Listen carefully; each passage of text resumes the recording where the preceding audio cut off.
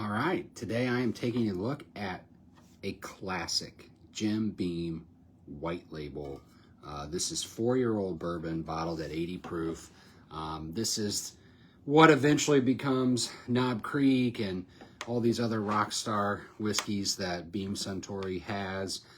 Tasted a lot of higher end allocated stuff this week, so I wanted to, or last week, so I wanted to grab something that was just a little different than that. And truth be told, you know, you really have to judge these whiskeys on their own merits and in the category that they're in. So this is really like a starting whiskey. This is the most popular bourbon brand in the world by case sales. So for many people all over, this is bourbon. So I think it's worth tasting. I think it's worth having a bottle, and I think it's worth digging into from time to time. So obviously 80 proof, 4 years old. You don't get a ton of oak influence. I get that kind of yeasty orange note on the nose. Very indicative of Jim Beam. Little tropical fruit, little banana maybe, like a tangerine note as well. But a nice combination of like orange and tangerine. It's light, it's fruity, it's very approachable. Maybe just a touch of oak spice. You can get just a kind of a hint of it as you're nosing it, but it's mostly very fruit driven. Obviously, this is a relatively young whiskey and bottled at a relatively low proof. All right.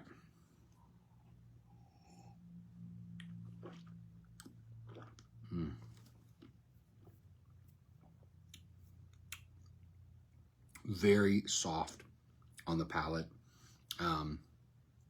Spice comes kind of mid-sip, mid-palate, and then there's spice on the finish. But the initial flavor, the initial taste, you get more of those orange tropical notes. The banana comes back, and then you get that spicy oak on the finish. So it really does have like a very distinct beginning, middle, and end. Extremely soft upon entry, and then it just sort of spices up as it goes along. So as a mixer, because this is relatively sweet, it's got those sort of traditional caramel and vanilla notes in it as well. Because it's relatively sweet, it makes a good mixer. If you're doing like a Beam and Cola, Beam and Coke, it'll more than do the job.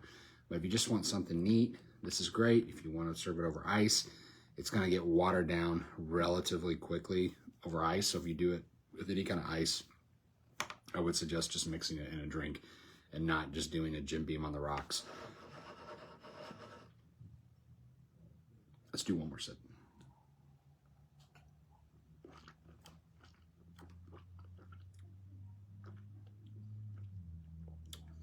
Fruity, light, sweet, touch of oak on the finish.